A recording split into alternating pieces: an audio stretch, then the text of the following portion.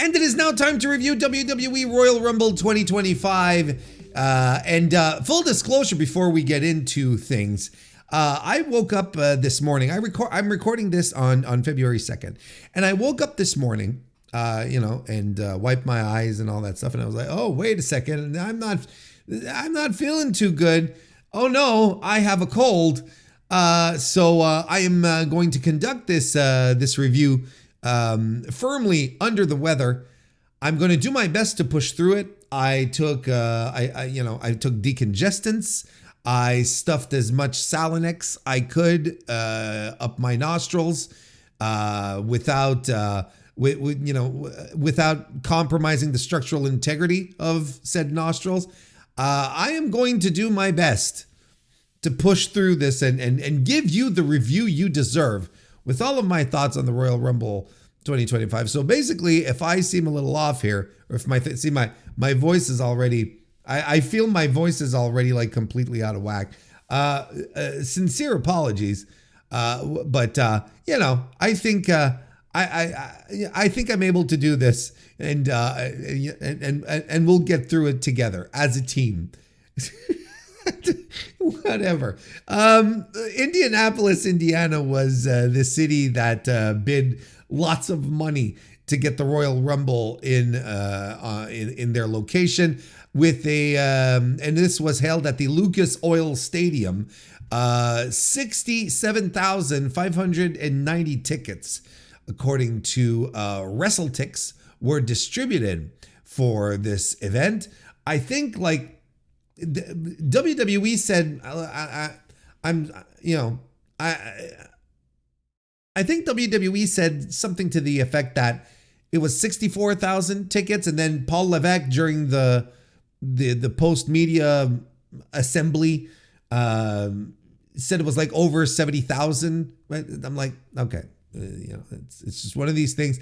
These numbers will probably settle over the next couple of days. WrestleTix isn't usually off by much. It's typically pretty accurate. So 67,590 is the official WarrenHayes endorsed number. So we'll see what happens. We'll see what happens moving forward. This show, 4 matches, right? Of course, there were the 2-hour-long Royal Rumble. Started at 6 p.m. Eastern. They wanted to make sure everyone would be able to get all their stuff in, and then everyone would be able to go home and put the kids to bed and whatnot. This show, despite despite the hype around the Royal Rumble every year, despite the shorter card, I didn't think this was a very good show. I thought the Royal Rumble matches were okay.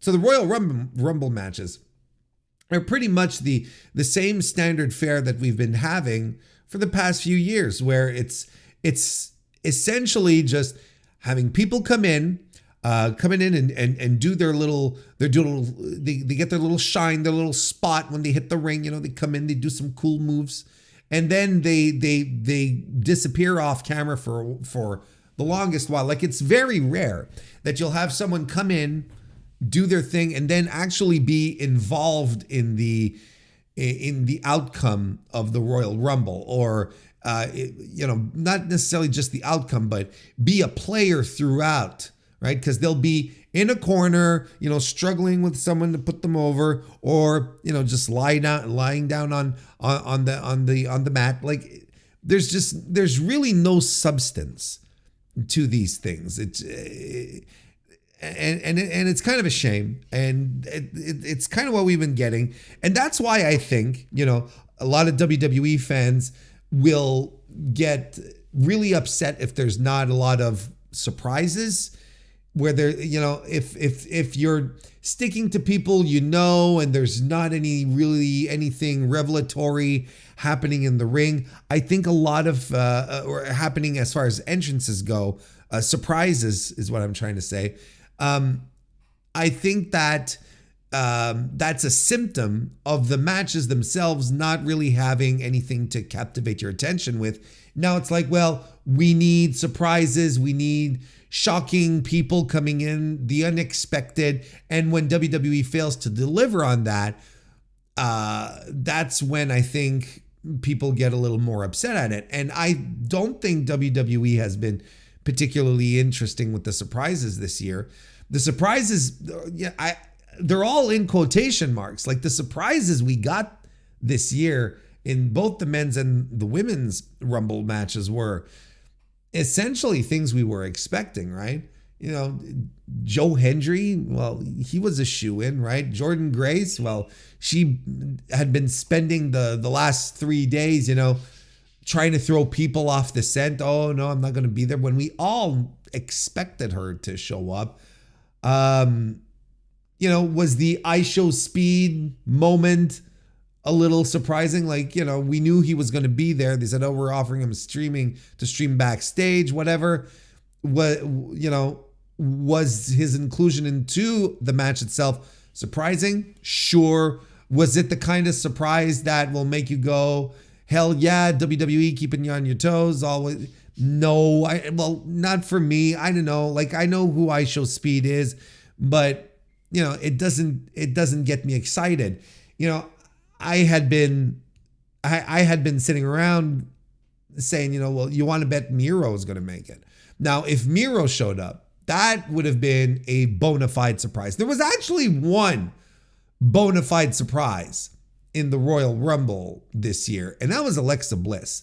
That's the only person that really qualified as a surprise, right? That's the only person who really did like shock and stun everyone who was watching, either at home or on location. And outside of that, there really wasn't anything special about it. And when the matches now are designed to just highlight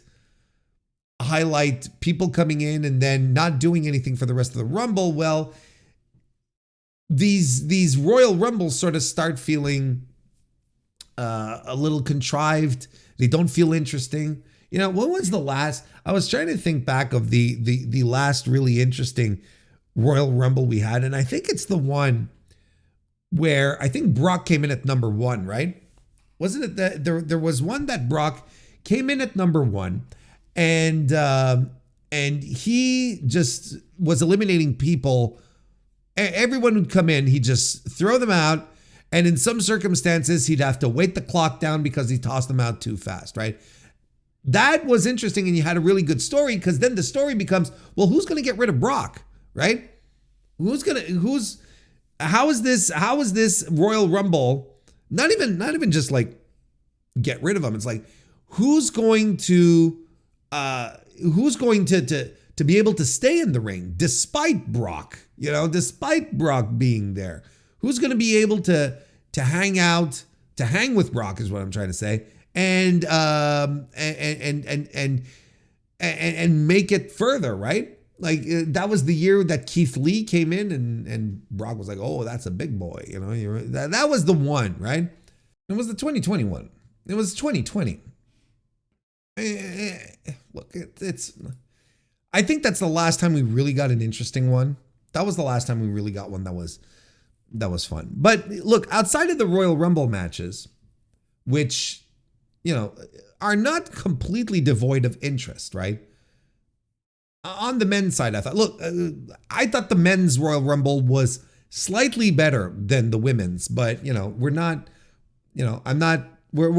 miles apart here. We're just like, you know, a couple of doors down from each other. It's just, I think there were more interesting things happening in the men's. There were more stars, you know, it is what it is. But I think I think then what happens is that these matches now sort of create an environment where the Royal Rumble pay-per-view is just like, it's a lot of hype, and it doesn't live up to the hype. And then you get other matches, you get an undercard or that happens, right? Or a mid-card or whatever, you know, there's the non-Rumble matches that happen on the show. And you're like, okay, if anything, these matches are going to be good. And then they turn out to be disappointments. So, but again, in my case, because, you know, I didn't think Cody and Kevin Owens was all that good. I actually kind of thought it was a little boring. And DIY versus Motor City Machine Guns was that is the very definition of a disappointment. But we'll get to that.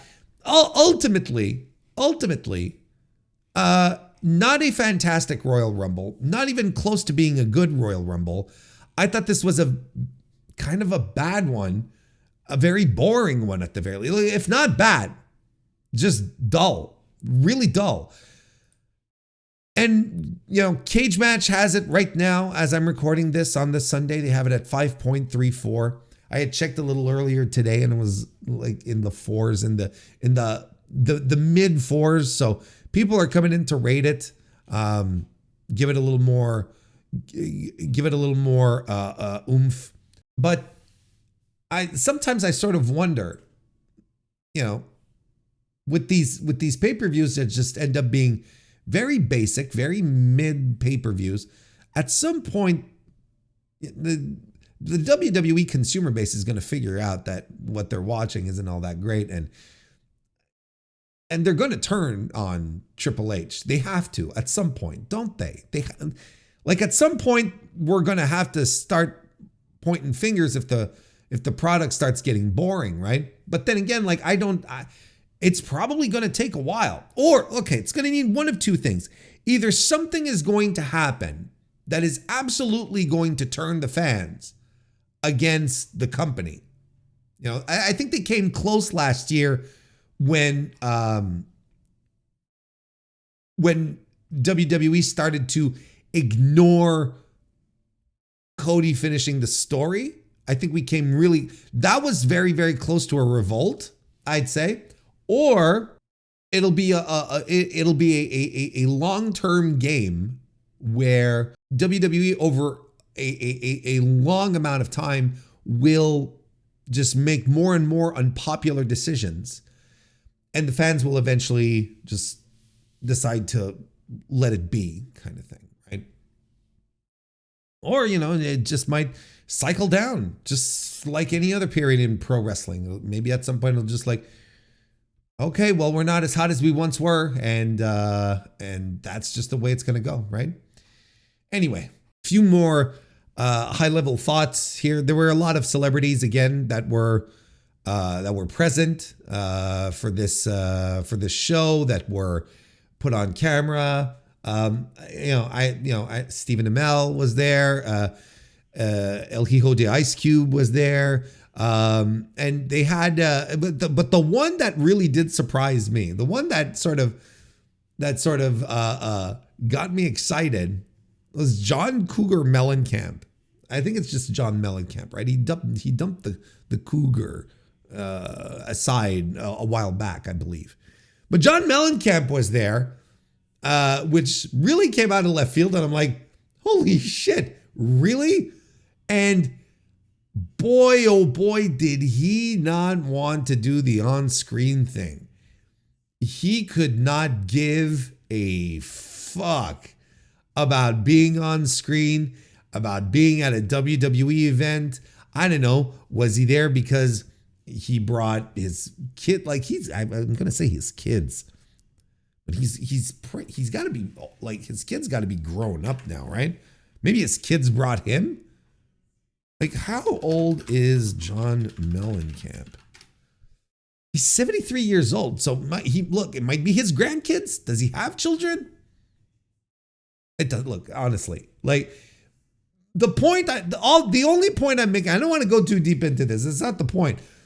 The point that I'm making is that he didn't even look like he wanted to be there. It was like, John, blink twice if you're in trouble. Like at some point he's just sitting there, you know, and he's got towards the end, he's putting a toothpick in his mouth. I also laughed when The Godfather showed up when they put him on screen, Kama Mustafa. When they put Kama Mustafa on screen.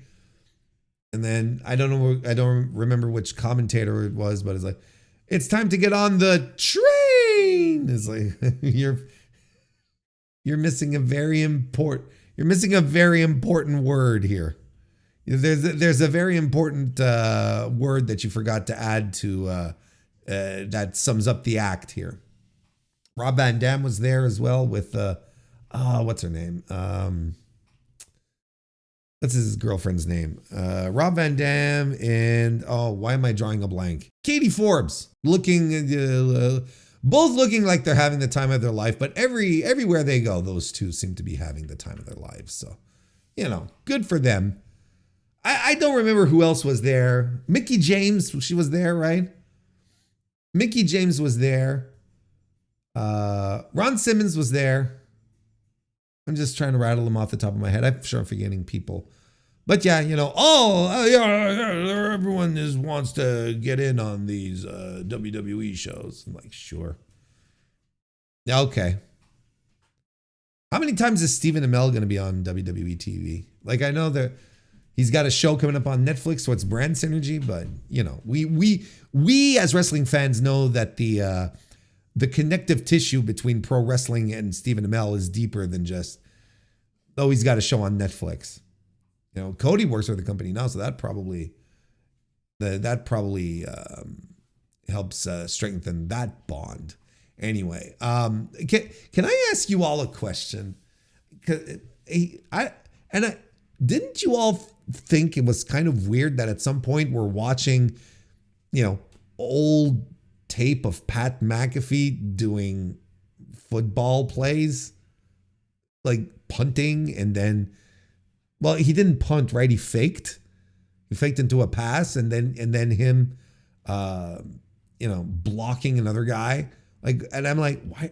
Like, I understand. Just before you go, well, he's from he played for the Colts. Look, okay, it's fine. It's fine. I understand that he plays for the Colts.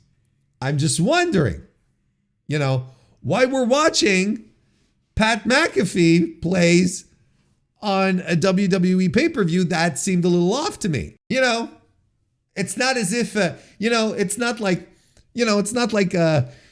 Joe Montana passing to Jerry Rice on a 3rd and 20 for a touchdown reception, right? It's not like, we're not talking legendary plays here. We're not talking about things that, it's just like Pat McAfee. Like, I don't know. I just thought, I was sort of shaking my head, scratching my head going, what the fuck are we doing? Why are we doing it? And he's calling his own plays. I understand it's a goof. But nonetheless, I'm still asking myself, why is this happening? Wouldn't be the last time I asked myself this on this show. Anyway, the show officially starts when because I watched it on the Netflix, right? I know they had a pre-show. They had someone singing. Was it the national anthem or America the Beautiful? I don't know, because we don't get the pre-show in Canada. We just get the show itself. And that's kind of I'm kind of cool with that. That's fine. I'm not complaining. So I know like the show kind of started a little bit before, but the show officially started with Stephanie McMahon coming out in the Paul Levesque spot to drop a stat. What was it, like this is the 3rd biggest stadium show, I understand WWE wants to wow everyone, and they especially want to wow their business partners, because I am of the belief in 2025 that the audience, the target audience that WWE caters to is their business partners, so you come out, you drop some. This is the 3rd biggest non-WrestleMania stadium show in the history of WWE, something like that, right? And I'm like, oh man, we are stretching these records now. We're looking for anything at this point, and who could possibly care? Who could go like, wow, it is the 3rd biggest. I'm like, okay, it was sure. And you're adding all of these little caveats. I think that's what it was, right? Like, it doesn't matter. I didn't make a note of it because it doesn't matter. I'm just, I don't know. It's the cold medication that's talking right now that's suddenly focused on this. And then we, okay, well, hang on. I'm going to hang on. I'm not going to go through this. I'm not going to go through this review in chronological order. What we're going to do is we're going to start with the lead. We're going to start with the men's rumble. We're going to start by talking about, Jey Uso winning the men's Royal Rumble. Okay. We'll circle back to we'll talk about both Rumble matches, and then we'll do the undercard, right?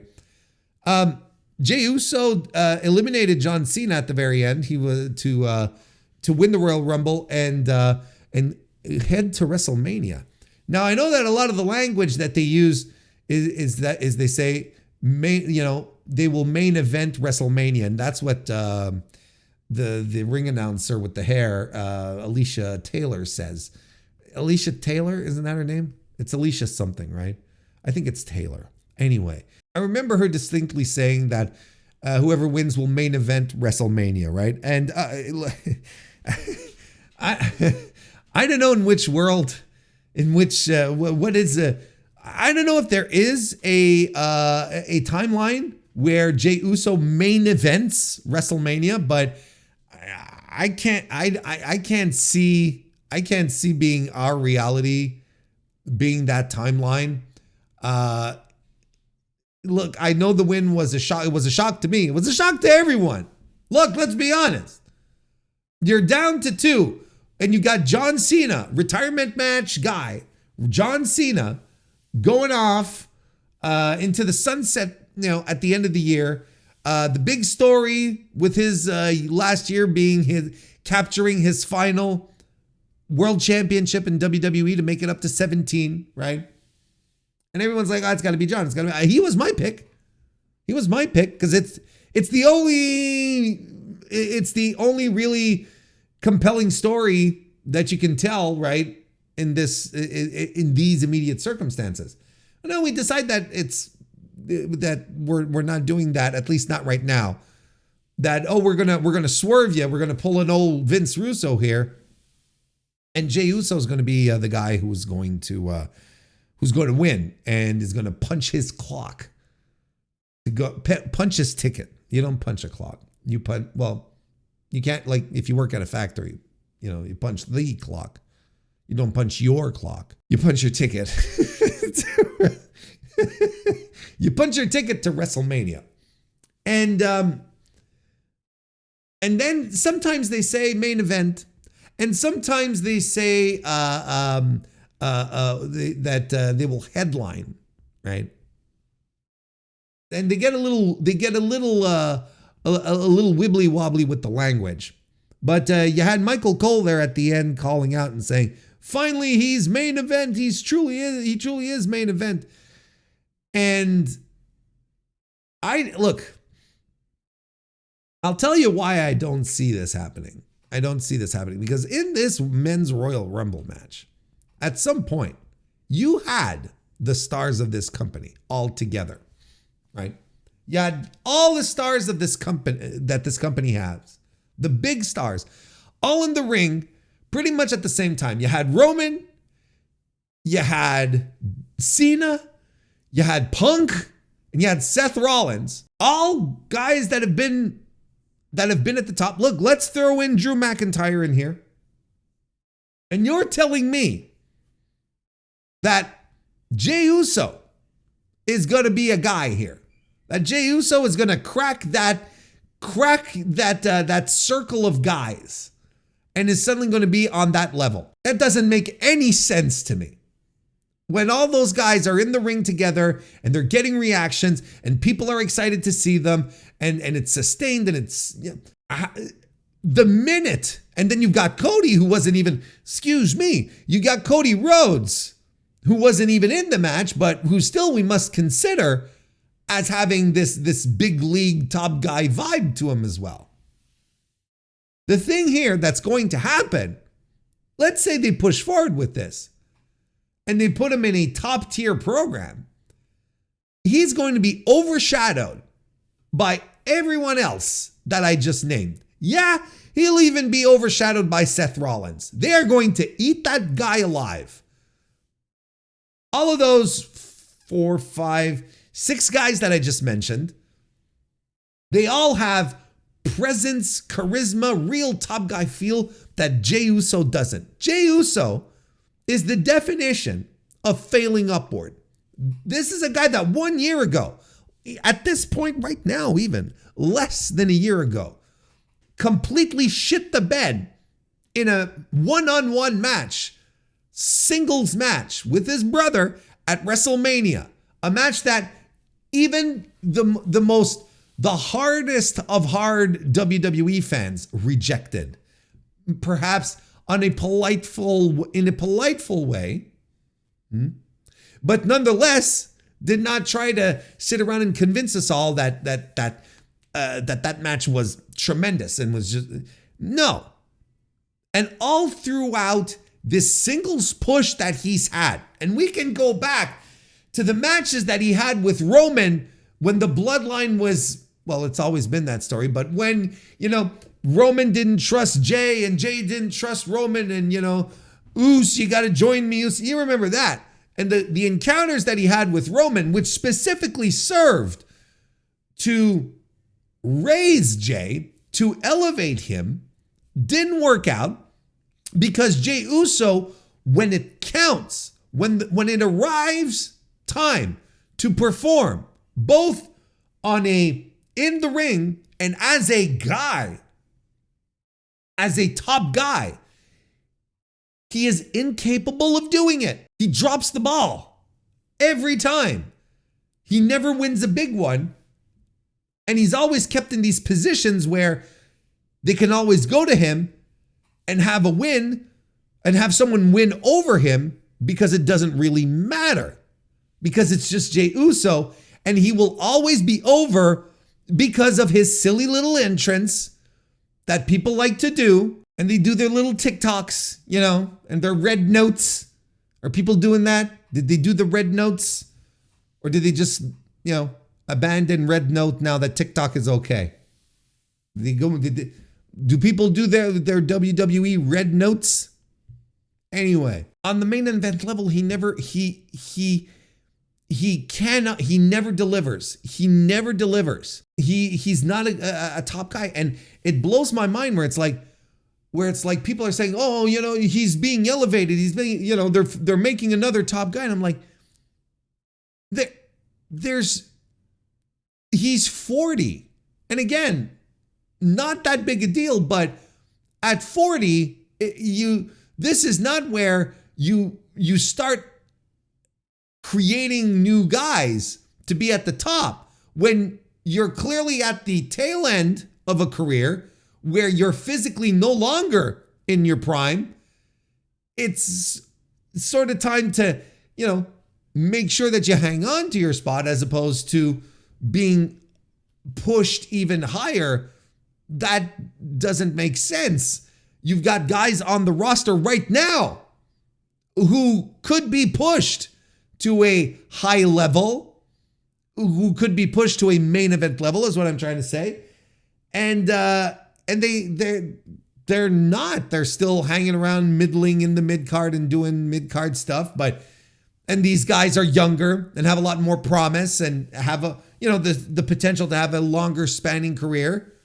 Whereas Jey is Jey. I don't know what to tell you. I can't see him being slated over Roman and Punk and Cody and Cena and Seth and Drew. I don't see it. It just I look.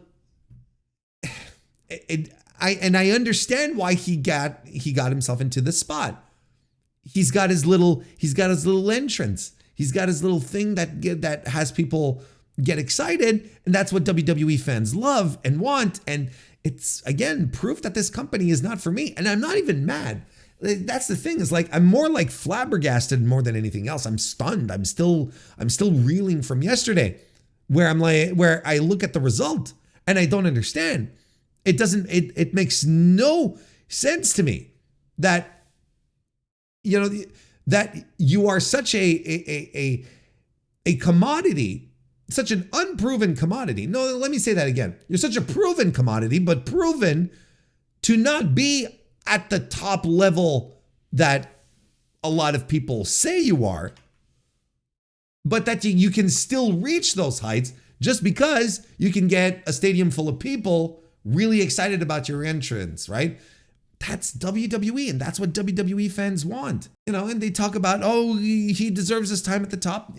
Again, deserves. It's like everyone gets a turn, right? Everyone gets a turn. Like I said, I'm not even upset because ultimately, you know what I think is going to happen? He's going to end up challenging Gunther. He's going to end up challenging for the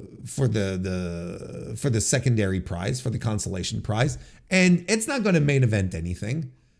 It's not going to main event night 1 or night 2, and yet we're still going to trick ourselves into believing that he's a main event guy, and that the consolation prize world title has some really deep meaning in the company, and everyone wants to have the undisputed title, whatever Cody's carrying right now. That's what people want, because that's what was made to feel special because of Roman's reign, essentially. I can just shrug at this.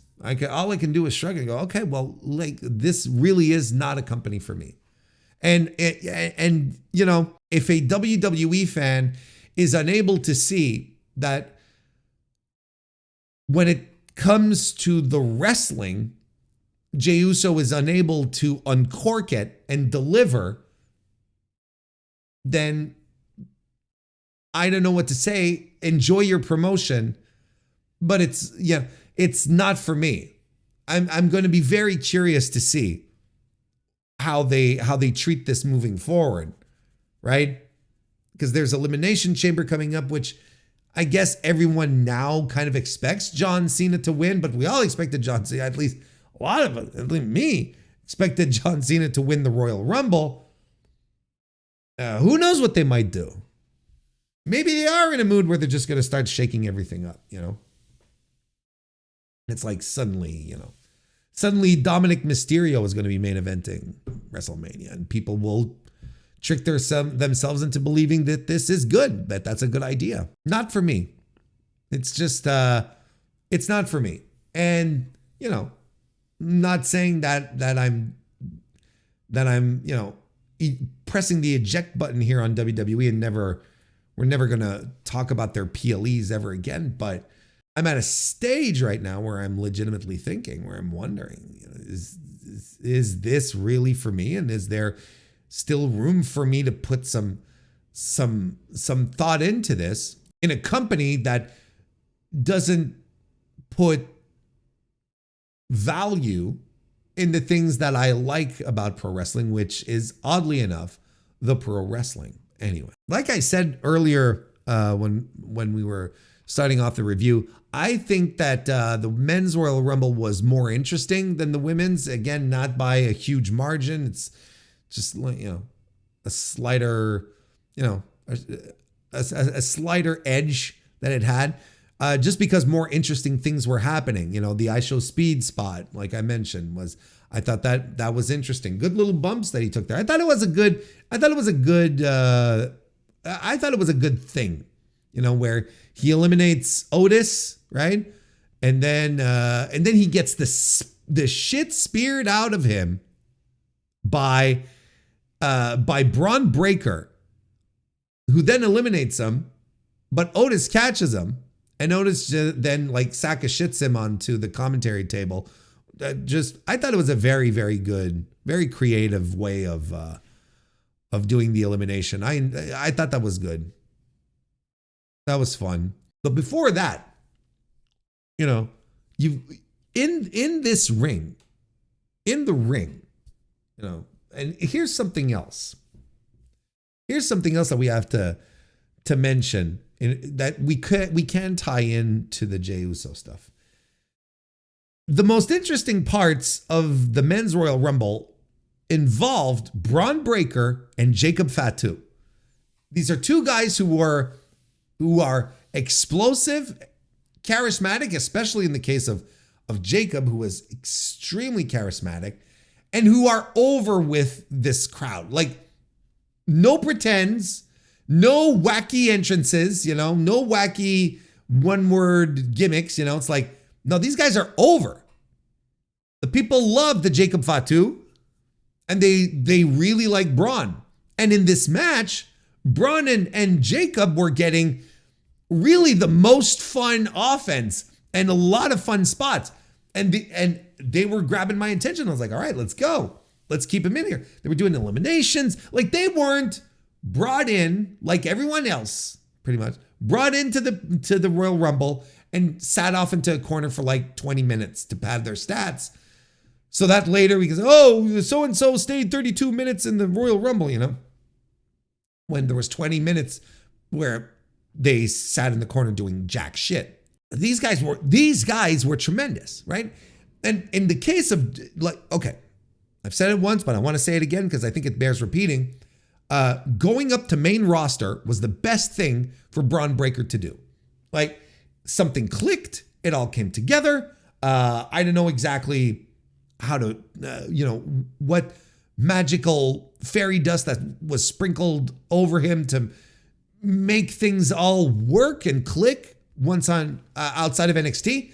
But he's been tremendous. And the future is much brighter for him now that he's shaken away the NXT stuff. It's tremendous. Jacob Fatu, look, everyone saw it with the Solo Sikoa angle that he outshined everyone else in that Timu bloodline stuff, especially Solo, who was the guy they were patterning off of Roman, right? Adopting his mannerisms, his way of speaking, and Solo could never get it across because he doesn't have the chops. He's not that good. He's kind of flat. And then you have Jacob, who's dynamic and electric and fresh, and he's got this great vibe about him. You put him in the ring, you let him do his thing. Like, you have to keep Jacob Fatu as far away from Jey Uso as possible. Because Jacob Fatu will absolutely outshine Jey Uso. And WWE has even figured it out because they had Roman and Jacob do a face-to-face, stare down. Well, it wasn't face-to-face, but they did a stare down in the ring. So they even understand it. They're like, and Jacob stands across from Roman and he doesn't feel like a little bro. Does he feel as big as Roman? No. But he doesn't feel like a little bro. He doesn't feel like a cuz. He doesn't feel like an oos. And that's tremendous. And of course, these guys don't last to the end, right? Of course, these guys get eliminated. The most interesting part of the Rumble. But, it makes the Jey Uso decision all the more confusing when you see these guys and then Jay and you're like, what's all right, whatever, I guess. What else did I know? Let me pull up what other notes did I take here? Yeah, they even had Braun Breaker spear Roman, right? Sure, Roman eliminated him, but they even let Braun get some proper offense on Roman. So, it's good stuff. Andrade has, I made this note here. He has been here for a year. How green is the grass over here, Andrade? Joe Hendry showed up. Say his name. That's the thing, right? He's like Candyman. He's like Candyman. You say his name 3 times fast in a mirror, and then a swarm of bees show up, and then you get Joe Hendry doing his hand claps.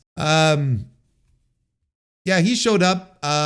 He did some very basic moves, but again, Joe Hendry is an extremely mid wrestler. Comes in as the Impact World Champion on top of that. Oh, and he gets eliminated by Roman Reigns.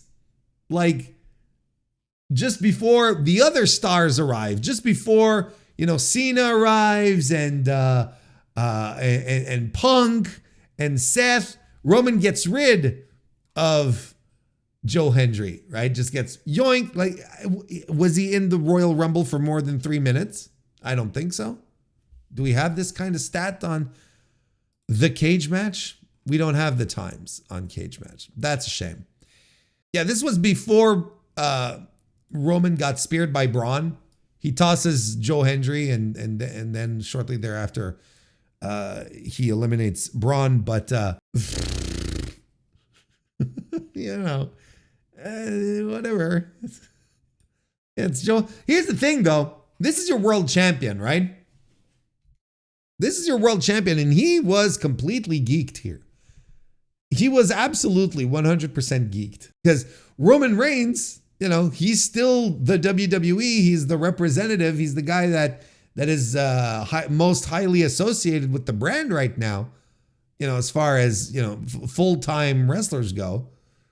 You know, he said like, no, hit the bricks, Junior.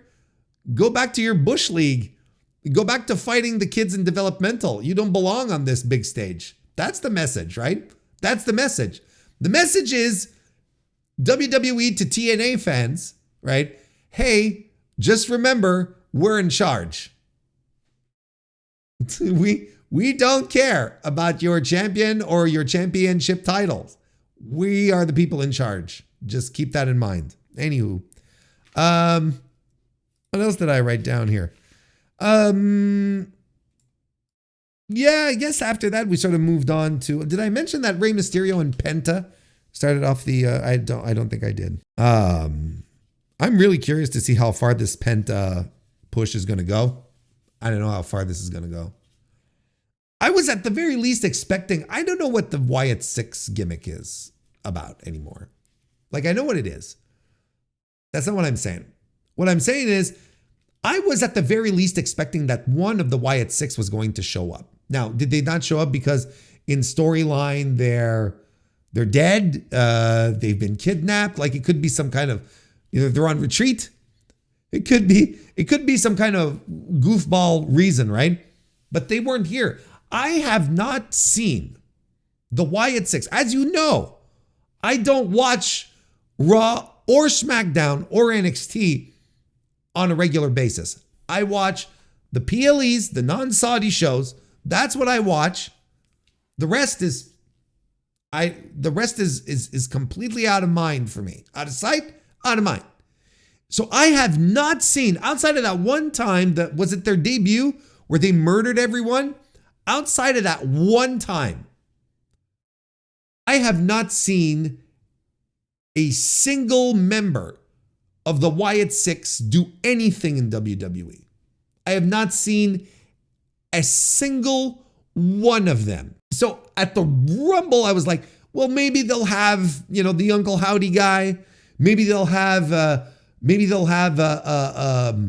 you know, what's his name? A serial murder guy, or John Gacy, Joe Gacy. John Gacy's an actual serial killer. Joe Gacy. Maybe they'll have his character do a thing. But no, like, these people do jack shit. I don't know what, you know, it's all hype. And I'm pretty sure I said that. You know, back when we were setting everything up, when the Wyatt 6 were getting together and they were doing the QR codes and whatnot. I'm pretty sure I prophesized that they're gonna hype the shit out of it, because WWE is very good at that, and they're gonna market it, and they're gonna get people really excited, but then they won't be able to do anything proper. They won't know what to do with them, because it's gonna be so far outside of everything within the company that it's gonna look so, you know, gauche to just try to ham fist them into regular pro wrestling storylines. It just doesn't work. So honestly, I was at least expecting one of them. I was like, there's got to be at least the Uncle Howdy, right? At the very least. But no, we got no one. But nonetheless, we did get all the stars coming in at this point. You know, Drew comes out before, and then in succession, right? It's Cena, Punk, and Rollins, right? Braun Strowman eliminates Jacob Fatu. I didn't mention this though. Braun Strowman, who I watched the angle because a lot of people were talking a lot of good things about it. So I watched the angle that I watched the angle that Jacob Fatu and Braun Strowman did at Saturday night's main event, which I thought was really good. And I thought it was very ballsy. And, it helped establish Fatu as a badass. And I watched it and I was like, that's awesome. And then Braun Strowman comes in and he eliminates Jacob Fatu. And I'm like, okay, of course, we got a 50-50 everything, right? Like, we can't put a guy over. It has to always be fucking 50-50. I don't know. I think that kind of stunk. I don't know why I hesitated there. And then that's it. Then there's a lot of interaction between the big stars, between Cena and Punk and Seth and Roman. There's some interactions, even down to Seth and Roman having a stare down, right? And commentary shuts up when this happens. They stop talking because they want the crowd swell of excitement. They want the people excited at the idea of, oh, former friends, the Shield. There's a lot of history. There's a lot of tension, right? And the crowd doesn't care. Like, the crowd is murmuring the whole way through. Even at some point, you hear people singing Seth's song, but they're not popping because of the Shield history. They're not popping for any of that. They're sitting on their hands. And Roman and Seth are sort of angling and staring at each other, and then they start jaw-jacking to sort of get a reaction, but the reaction they got was not the reaction they were expecting, which, again, lends credence to my theory that the modern WWE fan is fresh. It's a new fan. They've been watching this for 2 years. And the fans that used to be like pro wrestling fans watching WWE are just not there, or they're in an extreme minority. Because the fans today have no idea, clearly, of the Shield and Seth turning on Roman and the authority stuff. They have no clue. Because otherwise they would have got excited about this. It's kind of like CM Punk, right?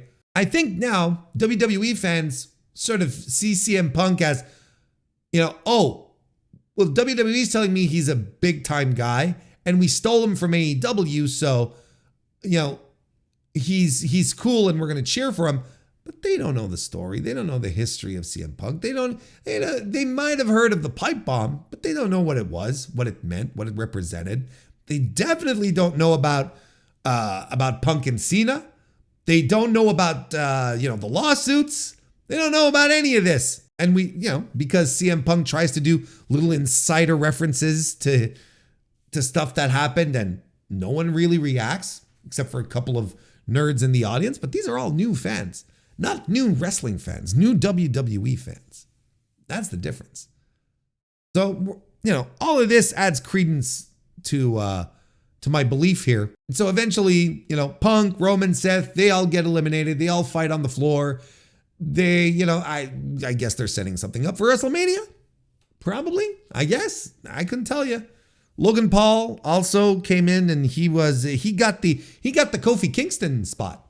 He got to do something wacky where he jumped on commentary and then jumped back without being eliminated and jumped across onto the unforgiving steel stairs. Anyway, and then we get to the final where everyone is sort of like, all right. And I'm posting on Blue Sky. Well, we all know what's happening. We all know what's next. Everyone's like, John Cena's going to win. But nope. When we've been over this, we don't have to rehash it. Kofi Kingston is not Kofi Kingston. So, that leads us to John Cena and Jey Uso, and Jey Uso wins, and we've already talked about that. So there you go.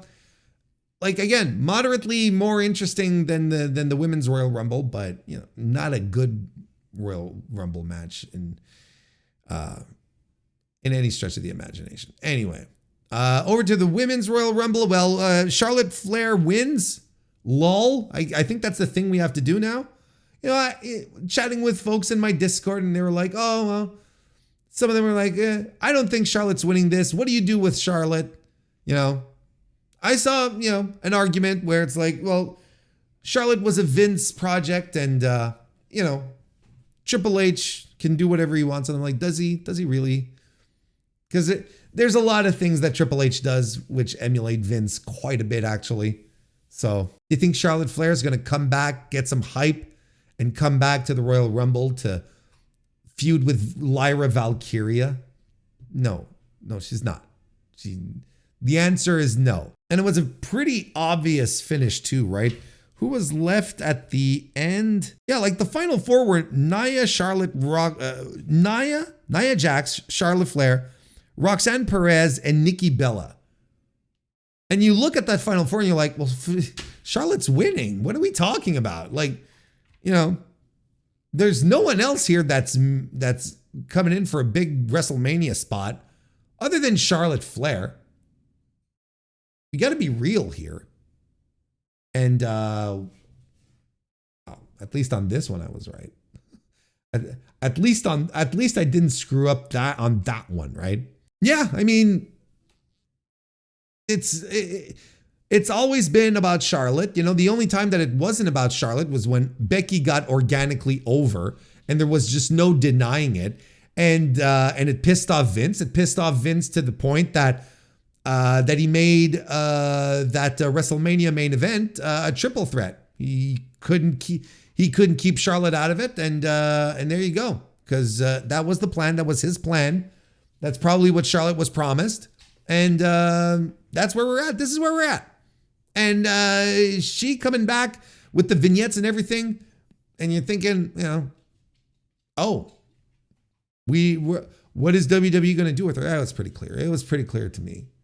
There wasn't much of a guessing game here. So a lot of people seem to think that Charlotte is going to be challenging for the WWE Women's Championship, which is held by Tiffany Stratton, because they're both SmackDown women, right? As far as I know, Charlotte is on SmackDown.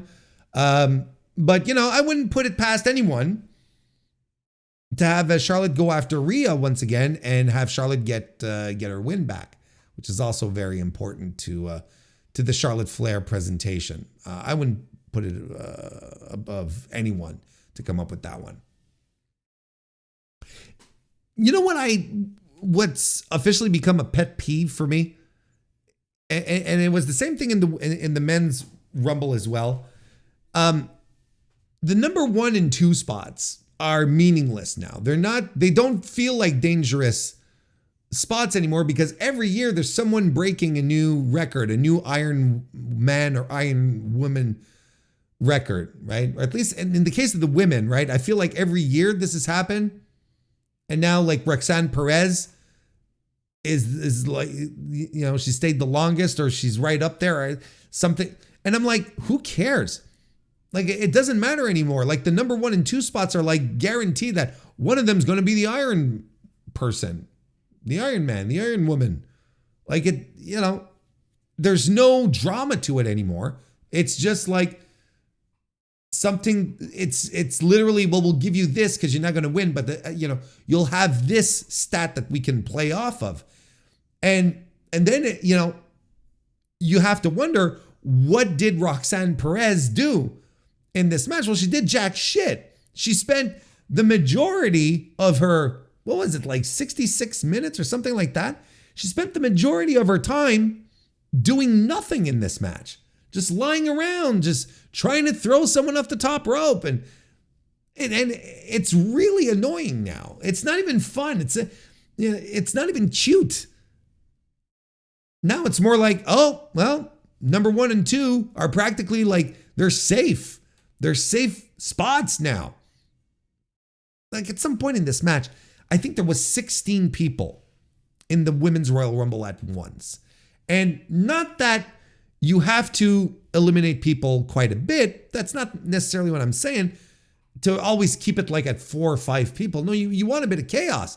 But when you have 16 people and nothing is happening, there's a problem. Then you can start pruning. You should be able to toss people out right and left and not wait for Nia Jax to come in and eliminate a bunch of people at once. Let's talk about the Nia Jax spot, which was awful. So I'm watching the match, and all of a sudden, you've got all sorts of women that are piling up on top of each other on the ring apron, right? They're all going over the top rope and then like hanging on and piling up on each other. And not geeks. You know, you got Io Shirai, Bianca Belair, Trish Stratus, Liv Morgan, Naomi. You know, they're all like piled up on one another. And I'm like, what are they doing? What the hell are they doing? And the idea of a mass elimination doesn't even ring true to me because it all looks so goofy and stupid. Like just what they're doing. I'm like, what are they doing? So it doesn't even cross my mind that they're like, oh, they're all going to get eliminated at once. But then Nia Jax runs the ropes and runs right into them and they all fall down. I'm like, what the fuck? And realistically, she only landed on 2 women, right? She only hit like 2 women. It was such a bad spot, and including Bianca Belair. Here's another something that I harp on quite a bit, but Bianca Belair, man, what are we even doing with her anymore? It doesn't make sense. I don't know what we're doing with Bianca Belair. I don't know. I don't get it. You know, you can have all of your tinfoil theories. You know, you can do the memes, whatever you want to try and explain it, make sense of it, but there's no sense to it. A woman who's a legitimate great athlete, one of their only true performance center success stories, someone who comes out of that and is a great pro wrestler, who has the charisma, the star power, and they don't know what to do with her. And they're having her do goofy spots like this. Doesn't even get a proper elimination. I hate this shit. I hate this shit so much. A couple of years ago, she was undeniable. It's not even a question of, oh, she deserves better. She is a star in this division. Like, look at the composition of this women's Royal Rumble, okay? True star power in this division is sorely missing. That's why Charlotte Flair comes out and she looks and feels like $1 million because she's a star. If Becky Lynch had showed up, that would have been the same thing. Bayley doesn't feel it anymore. Bianca, though, that's a whole other 9 yards. I don't understand what they're doing here. Yeah. Rhea wasn't here. There's another big star. Rhea wasn't in there because she was a champion. She's a champion, of course. Anyway, Alexa Bliss, the true surprise of the night, and the biggest pop of the entire show. Like they didn't have to, punch in the cheers. They didn't have to do any of that. Alexa Bliss, unquestionably the biggest surprise.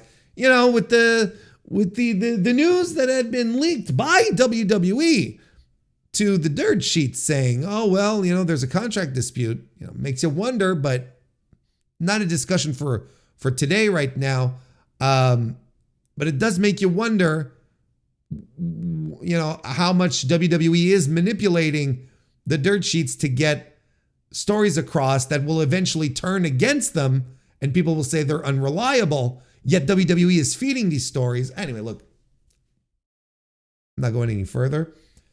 Not for this discussion, but it makes you think. But good for Alexa. She unquestionably had the biggest reaction of the entire show. People were excited for her to be back. I, for one, really, it's neither here nor there with me when it comes to Alexa, but I can appreciate that people appreciated her return. Maxine Dupree is afraid of wrestlers. I don't understand what this thing is. I don't understand. She comes to the ring. She has Shayna Baszler's group that's there, and she's afraid. What the fuck are we doing? I don't understand the Maxine Dupree thing, and I don't care to understand. Now people are going nuts because she can do suplexes. Oh my God, look how great she is. She's fucking doing suplexes. And suddenly I should think that she's like, that she's something special. I can't stand her. Just a complete waste of space. Jordan Grace showed up as well. A lot of people seem to think that this was a surprise, but I don't know how. And yeah, I mean, it is what it is. Roxanne Perez came in number 3, stayed to the very end, and then got duly eliminated by Charlotte Flair. I didn't think it was very good. I really didn't think it was very good. You know, a lot of these women don't get reactions. Lyra Valkyria didn't get any reaction. I think, you know, Stephanie Vaquer didn't get any reaction. But, you know, they always had the cheer button ready. You know, Julia came out and they forgot to push the heat button. They forgot to give her the canned heat. So her entrance was just dry as dirt. Like no one knew who this woman was. They're WWE fans. Nikki Bella, like again, she came in at 30. Was it even that much of a surprise? Was it even that much of a surprise?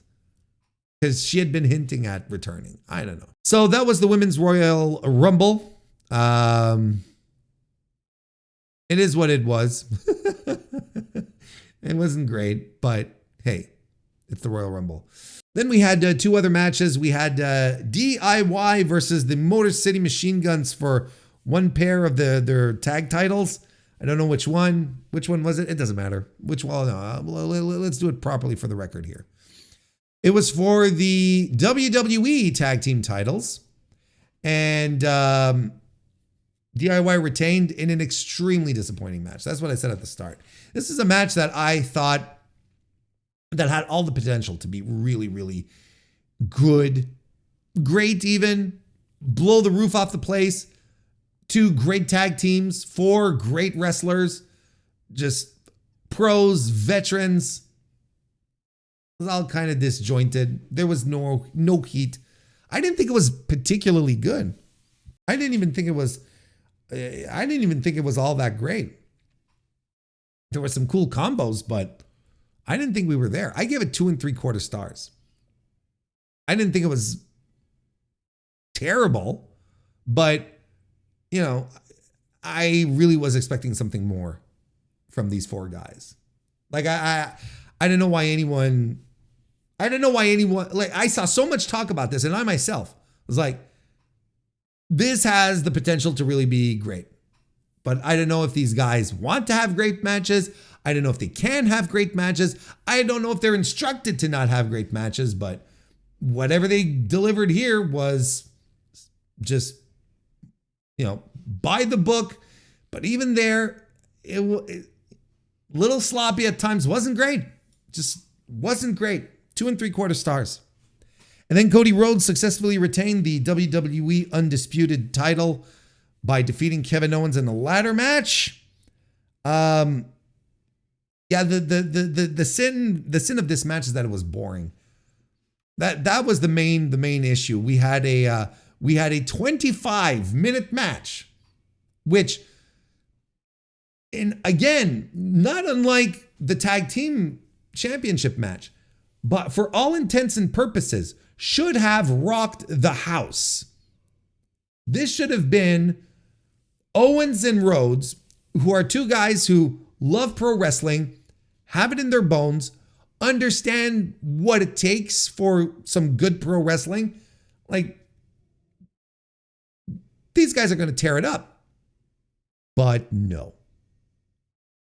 There was none of that happened. Instead, we got this thing that was plodding and weird and just didn't have any action. I was just sitting around and they were doing stuff and it's just wanting to throw each other into ladders. And I thought that these guys were savvy enough to work around the ladders as opposed to work into the ladders. And it was just like so boring. It was dull. It was just dull up until we got to the finish. The finish was tremendous, right? Cody throws Kevin Owens into a post. He starts bleeding. They fight a little more, and then he drives him. He does a contraption, a Tinker Toy thing with the ladders on commentary, and he effectively kills Kevin Owens there, right? Sami Zayn is out there and whatnot, and you know, I'm like, okay, well, this is, this feud is done, right? There's nothing else to do to move forward. This feud is kaput. It's finito, right? And it finishes on such a weird note. That's the thing. It's like, it just finishes on a weird note. And it's a shame. It's a shame because this is another match where these two prime wrestling lovers should have had the opportunity to tell Paul, look, let us steal the show. Let us steal the show. Instead, they lobbied to get some juice because Kevin Owens bladed. That's what they lobbied for. Very, very, very ordinary. Way too long and boring. Yeah, there's a couple of good bumps, but that's about it. That's about it. 2.5 stars. Not helping Cody Rhodes' case as having a great reign as undisputed champion. Not having a great reign, if you ask me. And again, topic for another conversation. Topic for another time. Because as it stands right now, we're going to wrap up the review of the Royal Rumble 2025. Not a good show. Nothing of interest. No real surprises. Nothing exciting. Kind of like the hallmark of Triple H pay-per-views, PLEs in general, regardless. So I guess that follows the beat. I guess that follows the aesthetic. But for the rest of us, yeah, there ain't much meat. There ain't much meat on them bones these days.